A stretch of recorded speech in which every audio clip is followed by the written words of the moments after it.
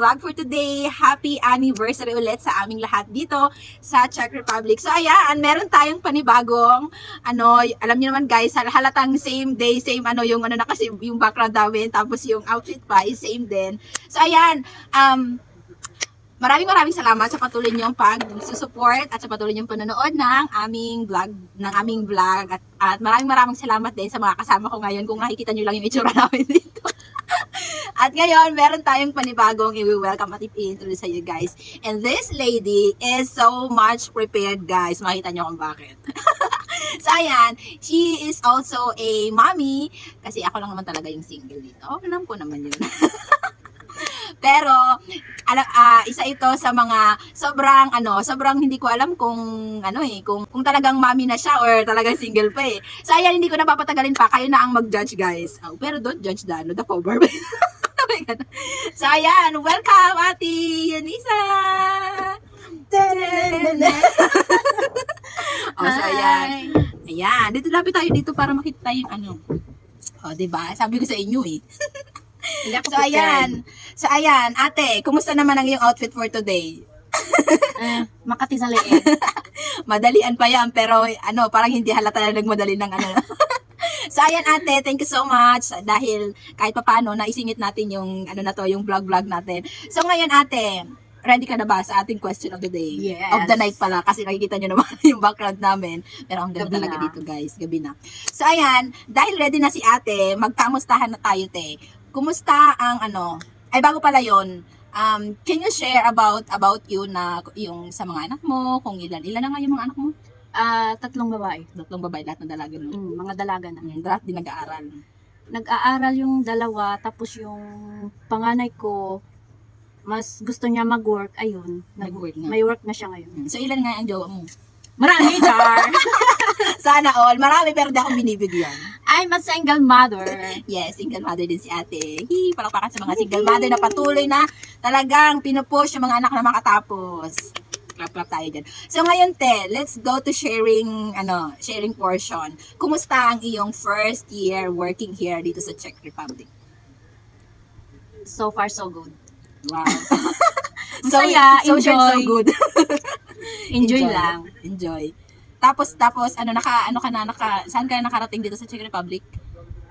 Saan bukod sa Czech Republic, saan ka pa nakarating? Wala, hanggang Czech Republic lang ako. Nag-Germany tayo. Ay, oo nga pala, nagsuna tayo. Nag-Germany na rin kami. Nag-Germany. Nakapag-bakasyon kami. Salamat pala dun sa nag-sponsor sa amin. Hi, Sir Uli. Thank you. Tsaka dun sa mga nakasama namin.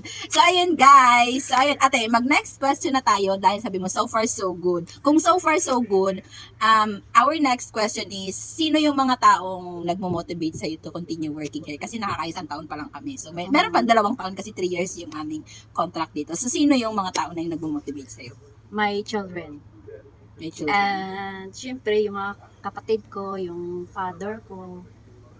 Bati mo naman yung father mo, yung mga kapatid mo. Hi, father. Ay, mga father. Hi, mga father. Marami sila Hi, mga father. So, hello po sa inyo. Palakas po kayo dyan. Tsaka, kung yung, halos lahat naman, syempre naman, lahat naman tayo, family naman talaga yung nagbo-motivate sa atin. Yes, family-oriented tayo. Correct. Tapos ngayon, ano yung mga naging challenge sa'yo within nung taong nakalipas, na isang taon na nag-work ka dito? Challenge? Parang wala man. Hindi ka nahirapan makipag-usap, gano'n. Hindi naman. Kasi, step by step, matutunan mo rin yung mga words nila dito eh. Hindi ka rin na-homesick. Minsan, ang homesick, syempre, hindi naman maiwasan yun. Tsaka yung challenge din sa pakikisama natin sa Oo. sa mga nating katrabaho. At na saka hindi ito pala, Pilipino. yung tuwing lalabas ka, yung mga ibang lahi dito na nagde-discriminate sa'yo, na mga Asian ka, ganun. Bakit nakaranas ka ng Kami ni discrimination? Jo. Uy! It's okay. Oh. Na tinitingnan ka mula ulo hanggang paa, yung parang gusto ka na nila bastusin, yung mga ganun. Pero Okay lang. yun lang din talaga yung naging sa amin. Kasi lalo na nung katapos pa lang nung pandemic dito, Mm-mm. kaya parang mga virus tong mga to. Magagandang virus naman. Okay lang maging virus. So, ayan yung naging challenge kay ate. Maano talaga yun sa pakiramdam na nararamdaman mo na parang, sino ba itong mga to? Saan bang planet galing itong mga to? Kasi iba yung mga mukha. Kasi sabi nila, bakit ang gaganda naman ng mga to? Nakakainis Bakit sila. ang ganda nila? Tayo pangit. Tayo nga nagagandahan sa kanila eh. Correct. Oo nga, ang gaganda kaya nila. Feeling ko nga lagi ako nasa model fashion eklabu kasi pag titingin ako sa kaliwa kanan, ang gaganda. Grabe naman. Para mapapatal mo ng Lord.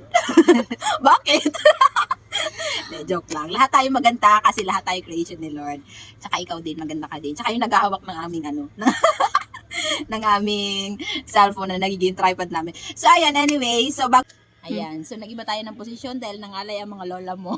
So, ayan. Ate, ano yung mga pwede mong i-encourage sa mga balak mag-abroad, mag-work dito?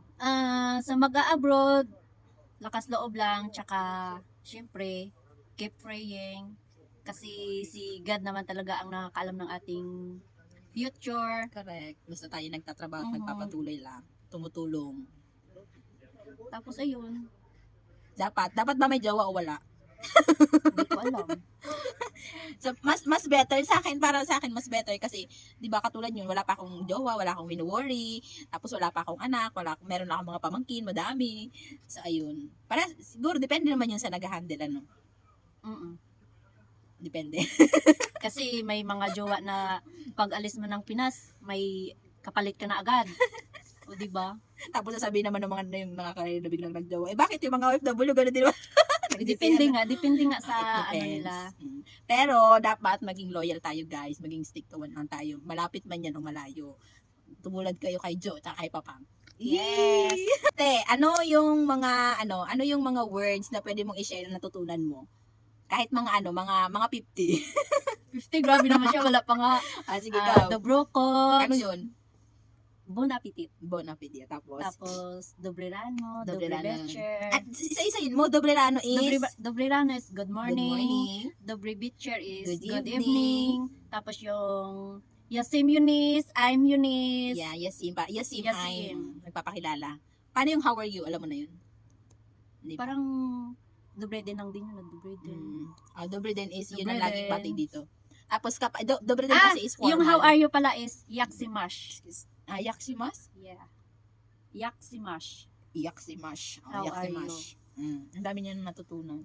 Alam ko madami pa yan eh. Tapos, have a nice day is Miyensi Seheski. O, diba? Hindi ko rin alam yun. Mien- Yamshengshki.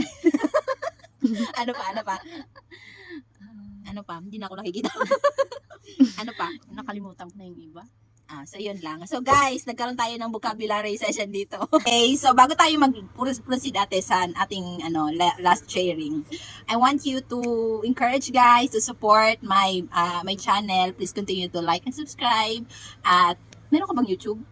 Wala pa. No. Pero meron siyang page, so lagyan na lang natin sa description. So maraming salamat po for continued support. So going back po, ask natin si ate kung ano yung pwede niyang i-share. Ano yung pwede niyang i-message sa mga nagmo-motivate sa kanya to continue work here? Sa mga anak ko, aral lang kayo mabuti, tsaka magpakabait kayo habang ako ay nasa malayo. Yung sa tatay ko, bawas-bawasan yung pag-iinom. Yun lang. Sa mga kapatid ko, ingat kayo palagi.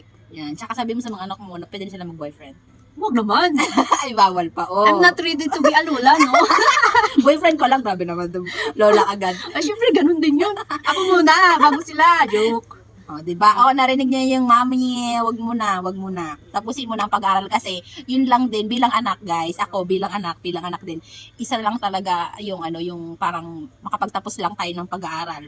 Para maging worth it naman yung pagod ng ating mga parents sa atin, lalo na naggrabe yung sacrifice ng ating mga magulang sa atin, lalo na yung mga nag-working abroad. Kaya, mabuhay ang mga OFW! So, ayan, thank you so much sa inyong pagpapa-unlock sa akin tonight. At kung makikita nyo yung aming settings, naka-flashlight lang kami dahil madilim na. Kasi madilim na. Sabi ko sa kanya, agahan. Ang tagal kasi nung bus. Yung bus talaga yun eh. Yung bus talaga may kasalanan eh. Pero ayan, maraming salamat po sa patuloy na supportan nyo guys. At patuloy lang po kayong mag-support sa amin. Thank you so much. Bye! Bye. See you next vlog!